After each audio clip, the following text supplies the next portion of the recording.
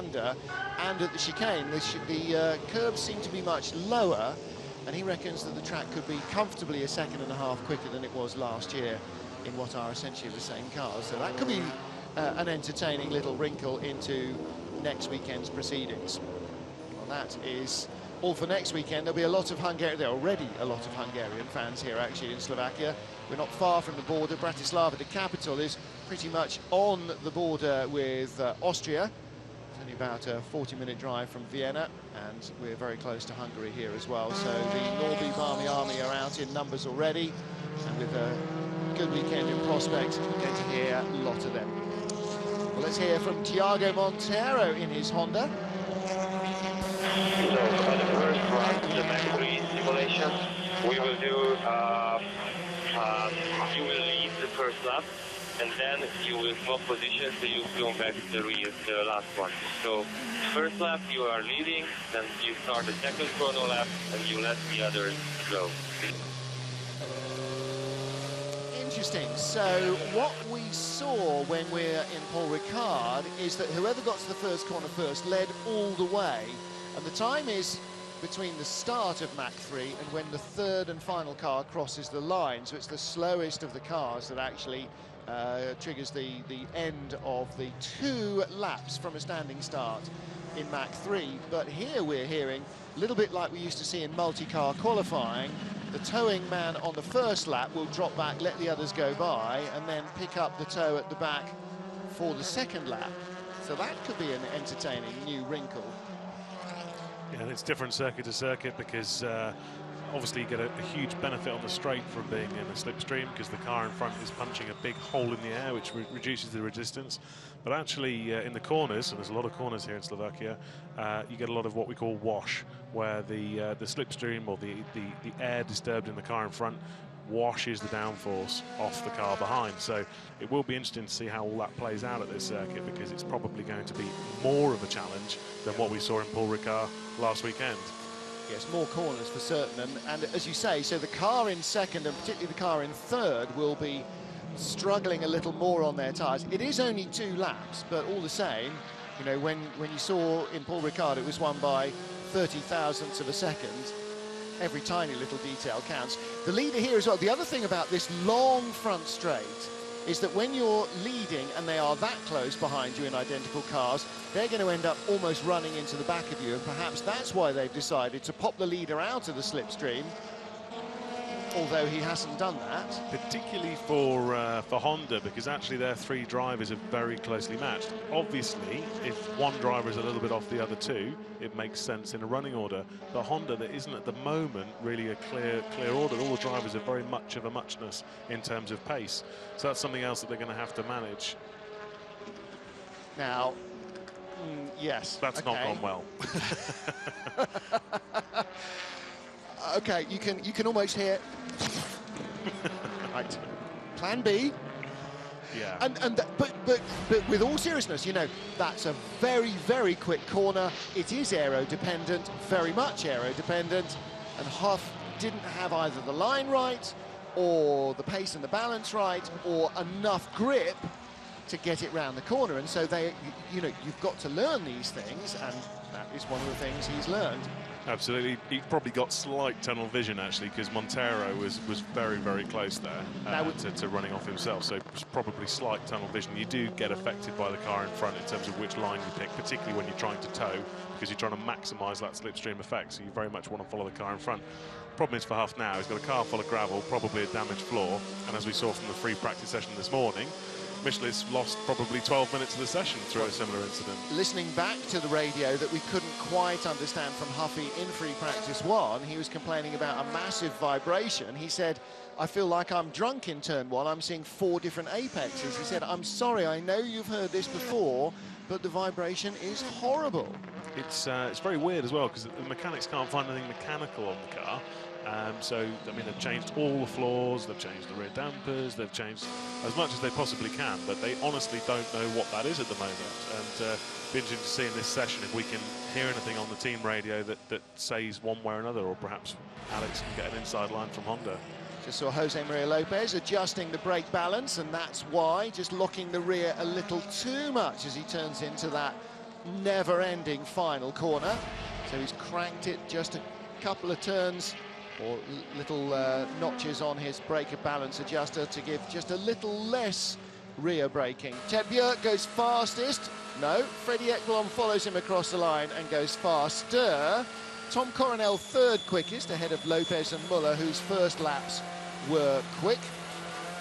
My gut feeling with the Volvo team, Martin, is that I think they tend to run the engine power that they've got during the weekend. Yeah. And we don't see much of a raise from them into qualifying, whereas I think all the other brands tend to manage their engine power a bit differently in the free practice sessions, whereas Volvo, I think they're running the same power that they'll be running in qualifying. So I suspect they may get sort of a bit swallowed up once we get to qualifying, but they're certainly very, very quick here. But what we're also going to see is this will be a genuine race pace as well. What they're producing now, they are unlikely to go any faster and unlikely to go much slower in the race, obviously until tyre wear comes in. But, you know, from an engineering point of view, you want to have it on the stops, don't you? You want to get everything possible out of the car, so you learn as much as you possibly can. Full power, full grip, full everything, full effort from the driver every second you're out on track. Absolutely, but unfortunately they're governed by the regulations, and without boring everybody to death, they're restricted on one engine for the season and a restricted amount of turbos that they can use throughout the weekend. The turbos are very stressed on these cars, so the engineers have to manage that throughout the season. We have to consider reliability issues, and a lot of the other teams don't want to run full power all of the time. They can get enough data from the car from everything else, but they don't want to be bringing in any reliability question marks. But Volvo, yeah, they seem quite happy to run full power in free practice, so we'll see how that goes. Well, it may well be that they've not had a really significant amount of winter testing yet and don't know quite how stressed or otherwise the turbos are going to be. I mean, from the turbo manufacturer, you're going to get a lot of that information. With your engine builders, they should have a fairly good handle on it, but as you know from an engineer, what works on a calculator is not always reproduced in the stresses of racing and temperatures and all the other stuff. No, quite. But I do know that that Volvo have a very, very good engine facility in Sweden, which is linked to the road car arm. And I'm sure they've done a huge amount of testing and a huge amount of dyno work. But yeah, just the way they seem to operate the car, they seem to run full power in free practice. So I suspect that sort of Lada will be running a similar pace to Volvo once we come to qualifying. Do we like a conspiracy theory? We love a conspiracy theory. So here's the way the season works. Because they're the championship winning brand, every Citroën is now carrying an 80-kilo success ballast. And as the championship rolls on, the success ballast for the various different brands of cars changes depending on how fast or how slow they are in relation to each other. First two races, we're locked in. When we get to Hungary, the third race, and then every race after that, the weights can be adjusted if the complicated piece of mathematics that compares the best lap times of each of the manufacturers dictates that should be so. Season opener for Citroën, like for everybody else, at Paul Ricard. For Citroën, of course, home race. Really would quite likely to go well, even with the success ballast in France. Slovakia, lots of corners. Okay, they won both races here last year, and they won the only race the year before, but with all that extra weight, all these corners are always going to mitigate against them. It's going to be very hard to be dominant here, and it's not in France. So, do you know what? We'll just back the engine off a bit. We'll give the drivers 85%, 90% power. They'll still go absolutely as hard as they can. They just won't be going at that peak lap speed. The intermediate speeds aren't what it's the overall lap speed. It's that time that compares against the Hondas and the Ladas that will dictate how fast they shed some of their weight or otherwise. Okay, let's sacrifice Slovakia. It's not a home race, whatever. You know, we'll be in the... Our guys will be in the middle of top 10. The customers, well, you know, never mind. They're used to the car. They're not, you know. I think Citroën are quite happy to throw this. Here out of the pit lane to take it easy into turn one. Use all of the track on the exit. And then uphill. Next corner is going to be almost flat to the right. I might be turning a bit more to the left because of oversteer, but very high speed. Use all the roads. A little bit too much oversteer this lap. Definitely not flat. Big downhill braking here. Third gear. take a lot of speed, rotate the car, back on the power, use all the track here. Nice sweeping section here, flat out. Very, very difficult braking into the next corner here. A lot of oversteer and entry, turning the car, be patient, and back on the power. Little left, difficult braking here, little look up, get the second apex, and back on the power. Nice fast left here, should be flat out. Yeah, flat out is left, be careful of track limits. Big braking downhill, bumpy. One of the slowest corners of the track. Prepare for the exit of the next one. Short shift to 4. Little bit too much wheel spin on the exit there. Long straight. Getting ready for the final turn. Everything is important here on the exit. Late braking, taking a lot of speed. Rotate the car, bit too much oversteer, and back to the power.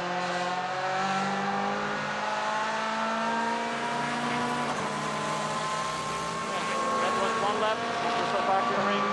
I hope you enjoyed it.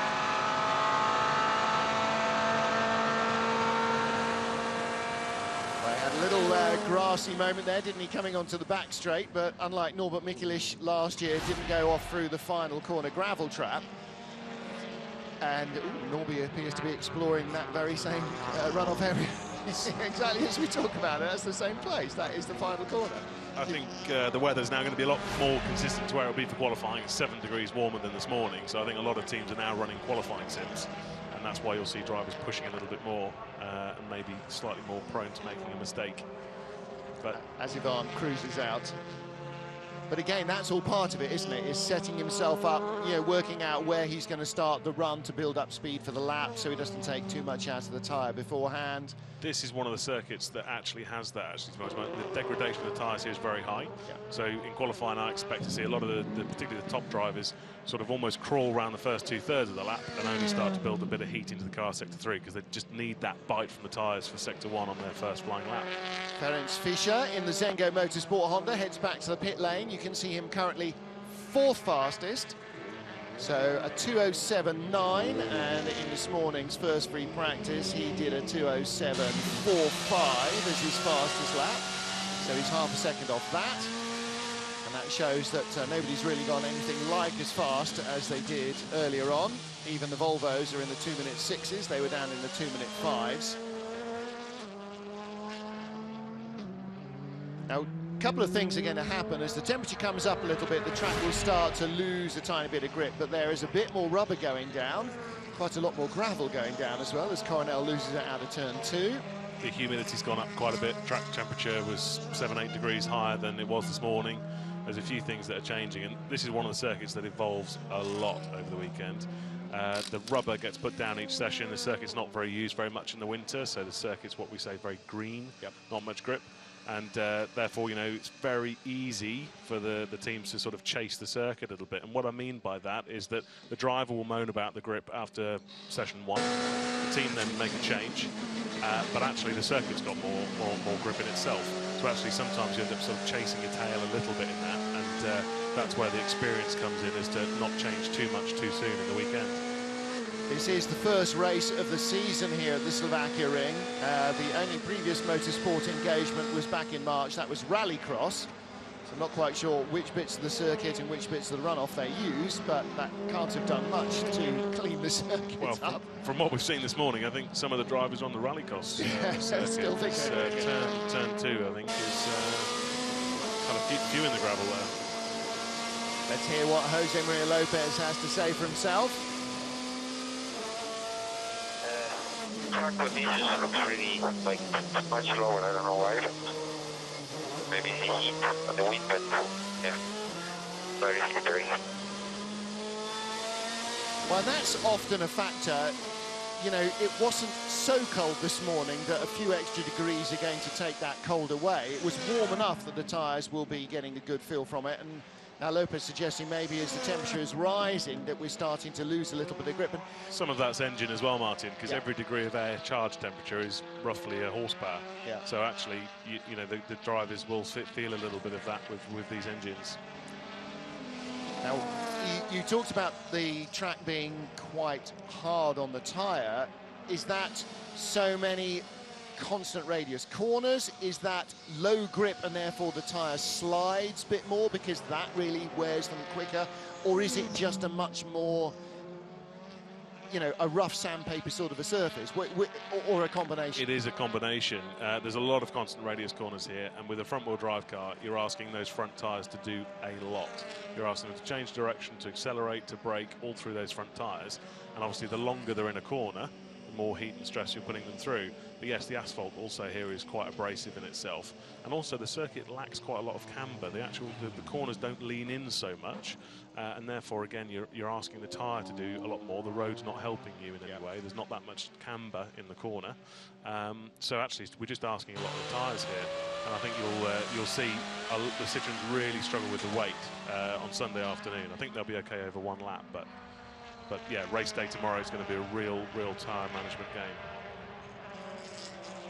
Of course, they may have the speed over one lap, but as qualifying in Shanghai reminded us, you've got to be able to put the speed together and get the car in and out of the pit lane at the right time, exactly when you need to. And Citroën have been very experienced in that, but they have made mistakes in qualifying, same as everybody else. They are, after all, only human. Now, what about driving style as well when it comes to tyre wear? We're talking about Ugo Valente and the way that he likes to wring a car by the scruff of the neck, sort of in a single-seater driver in a front-wheel drive style, but that won't be helping much, will it? No, and I think it won't. Hugo's a spectacular driver. I absolutely love watching him. I think he's incredibly talented. He's going to be a star of the future. But this is the kind of circuit that will reward the sort of old guard of touring cars, the people who've been in front-wheel drive for a long time, people like Ivan Muller, people like Gabriele Tarquini. These guys are very, very good at managing their tyres, and I think that driving style will be rewarded a little bit more here. Very, very smooth, very considered. Flying lap coming up for Ted Björk in the Volvo. Purple first sector, which means not just fast for him. Chilton's first sector is his fastest, personally. But Ted Björk, the purple means fastest of everyone. He's currently second quickest. Fredrik Ekblom, his teammate, was faster. And there was, within 3 thousandths, exactly a tenth between them. He was 0.103 slower than Ekblom. He's done another purple sector. So this is a genuine qualifying effort from Ted Björk. And he's kept it together through the twisty stuff and still gone faster than anybody at any stage. Long last corner. And just when the tyre's really, really, really giving up, the corner keeps going and the temperature keeps rising on the outside corner that's doing all the work. It really, really mullers the tyre. And 7 tenths quicker. 2:05.88. He did a 2:05.59 earlier on. So, as you say, warmer air means a little less power. Warmer track means perhaps a little less grip.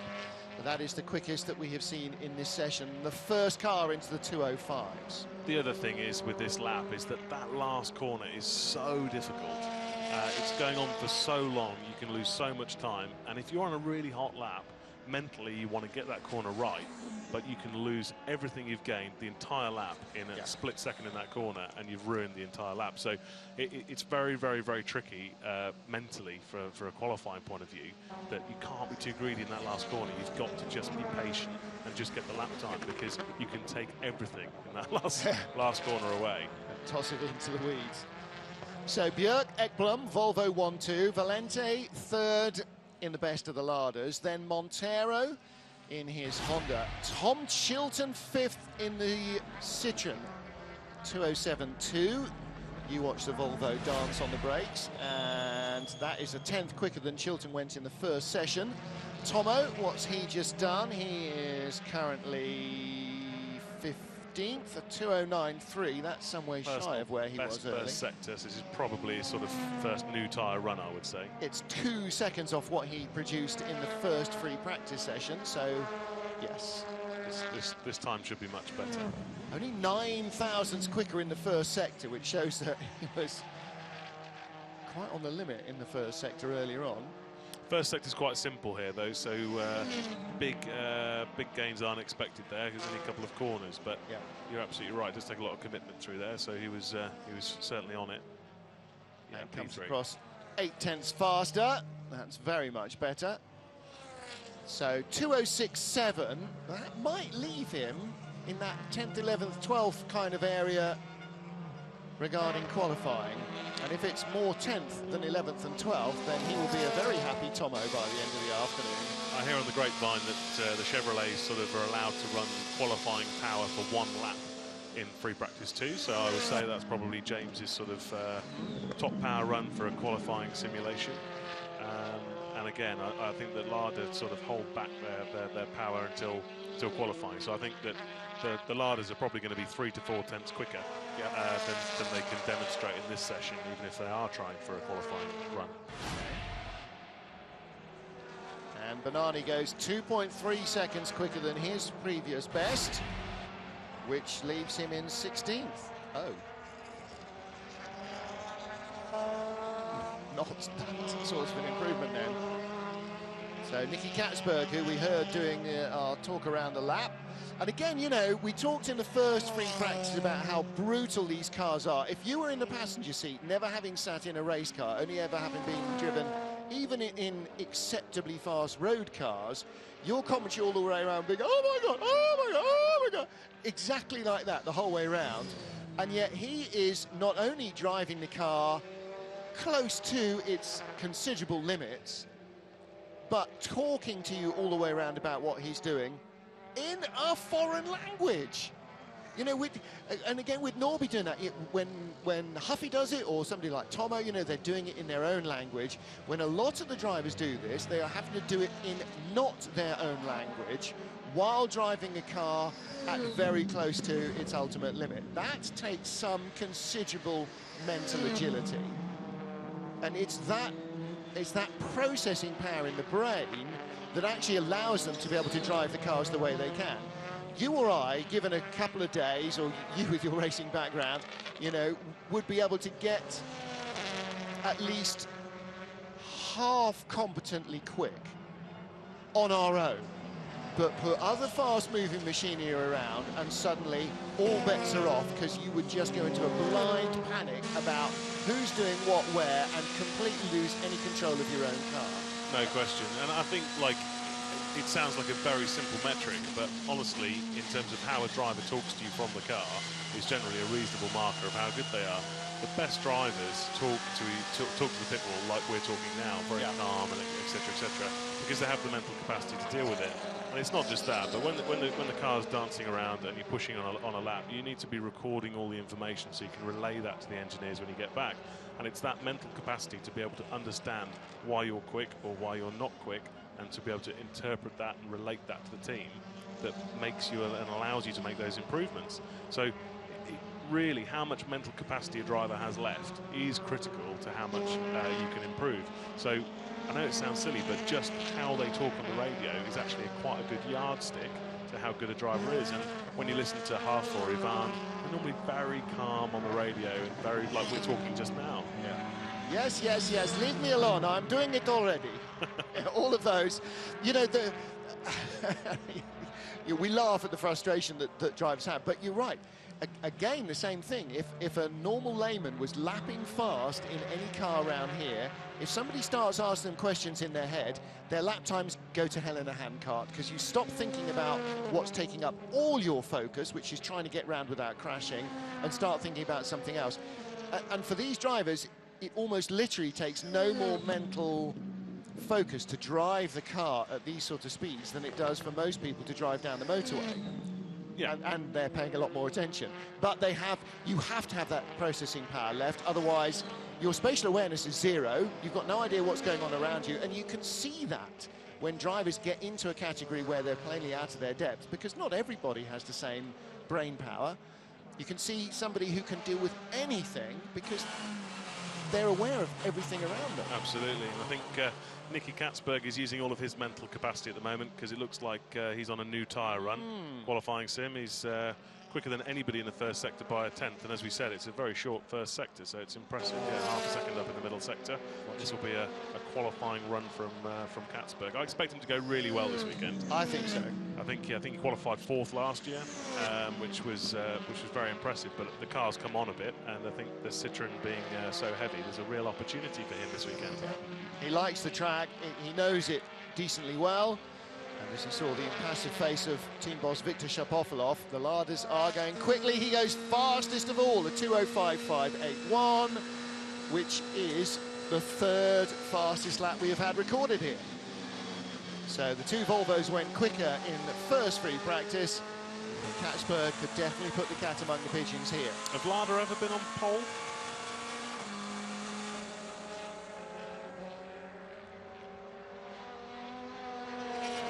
Now we have 0 vibration. 0 vibration. Vibration is gone.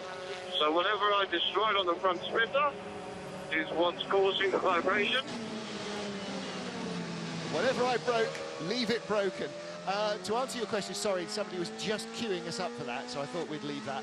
Have Lada ever had a pole? Huffy has started on pole in a Lada, hasn't he? But have they ever been the fastest car in qualifying? I don't think so. Not even when Tomo and Jaap van Lagen were going quickly in the red cars at Imola. No, they weren't. I don't think they've ever had a pole, and I think they're in with a shout this weekend. I honestly do. Do you know what? I don't think there's anybody that would begrudge them, because the Lada boys would be so excited by it. Yes, that would be. I think, Honda, I know it's only free practice, we don't know what power levels people are running, but Honda they seem to have problems at the moment. There seems to have a few little niggles. Huff hasn't been happy with his car all weekend. Clearly the mechanics haven't been able to fix it, so he's fixed it himself by running off the road. But it's that comedy thing when you lose your memory by a blow on the head. Well, let's give him another blow on the head, he'll get his memory back. Yeah, a little bit. It's broken, I'll break it again, now it's fixed. And I think, Citroen are clearly struggling this weekend. And I know you've got your conspiracy theory, but even... I quite like my conspiracy theory. I think the case for the defence on that is that the first race, the weather was pretty poor throughout the build-up to qualifying. Yep. And then everyone's got a lot of different tyre allocation compared to what they would normally have, and I think there's a few circumstances that went on, but just case for the defence on the conspiracy. But I think, Citroen are struggling this weekend, and therefore I think the door is wide open. And as we said this morning, it means that in reality, Honda and Lada need to place that sucker punch onto Citroen this weekend in terms of the points board. And Honda seem to be sort of making their own problems, and Lada just quietly getting on with it. I think the door is wide open, and I think probably Volvo has slightly flattered themselves in practice, because they seem to run full power. So it's going to be interesting come this afternoon. Another couple of things to throw in at Paul Ricard. There's no question that Ivan Muller helped Lopez win the race. If Ivan hadn't outstarted Thiago and got in front of him into turn 1, Thiago would have won. Of that there can be no question. If Ivan had held him up for 1 lap less, certainly for 2 laps less, Thiago would very likely have won. He would have been all over Lopez with 2 to go, instead of all over Lopez at the checkered flag, because he was reeling him in hand and fist at the end when the Citroen's tyres finally started to really have given of their all, and the brakes started to give up as well. I mean, Lopez said, as racing drivers are wont to, there was nothing left. The car had fallen apart. Obviously, it quite hadn't. But, yeah, if Ivan, in his desperation to get to Lopez, hadn't managed to jump Thiago at the start, Thiago would have won, and he would have won at a canter. He would have gone away in the way that he went away in Japan last year. No question. Oh, that's a shame, because he was on a... Yeah, he was on a fantastic lap. And a Lada just in front of him. Was he slightly distracted, or did the Lada go by? Just took too much speed in, I think. I don't think that was to do with the Lada. And that's the final corner thing. You're braking desperately late into every corner, but here you get out onto that grey stuff and it just keeps getting later and later and later. There is no coming back from out. Actually, I think there was a bit of dust up. I think a Lada had already gone off. Oh, and yellow flags are out with 40 seconds to go, so the car will remain there till the end of the session. That's what the team managers call the light bulb effect. It always shines brightest before it goes pop. So lit up the timing screen in Sector 1 and Sector 2 with a fastest of all in Sector 1 and a personal best in Sector 2, but yeah, sadly went off in that awful last turn. See, that's where, as a layman, somebody would say to you, "You're going really well." Yeah. And that's when you bin it. Yeah. Oh, and Ugo also I think this was just ahead. Was just ahead. Yeah. So just enough. You know, we talk about that, drivers flashing headlights or, you know, jinking around behind. Why are they doing that? I know, you know, the other driver knows the car's there. It's to get any momentary lack of focus, anything at all. As we just saw, a tiny thing that takes your focus away can let you run out wide. So Ugo Valente having a little chip through the gravel, ended up then kind of causing John Philippi to fall off at the end of his simulation. However, Nicky Katzberg ends the session at the checkered flag as the fastest man on the track. Ted Björk, Fredrik Ekblom in the Volvos, second and third quickest. John Philippi crunches away over the gravel. Philippi was on for a top 5 time there. Yeah. So maybe the Chevrolet is going to come into play at some point this afternoon, because that would have been 2 Chevrolets in the top 6. Well, it's as light as it's ever been. We've never doubted either the speed or the nimbleness of the chassis of the Chevy Cruze. It's always been a great chassis. I mean, which was one of the benchmarks when Sitchin came in and they created a car that could turn into a corner and hold its line as well as the Chevy. You knew they'd done a good job, because Chevy's handling package has always been a benchmark. And I think we see probably the biggest spread of power reduction across the sessions from the Chevrolet, because don't forget, it's not backed by the manufacturer, so therefore they have to be slightly more risk-averse in terms of reliability. So I think we'll probably see the biggest spread of free practice power to qualifying power on the Chevrolet more than the other marks. So yeah, who knows, maybe they can feature in that sort of top 5 or 6. Only one car actually took the checkered flag, so that was Fredrik Ekblom in the Volvo. And again, every single lap, every minute you spend on the track is going to be vital. It's really, really important for them. And I think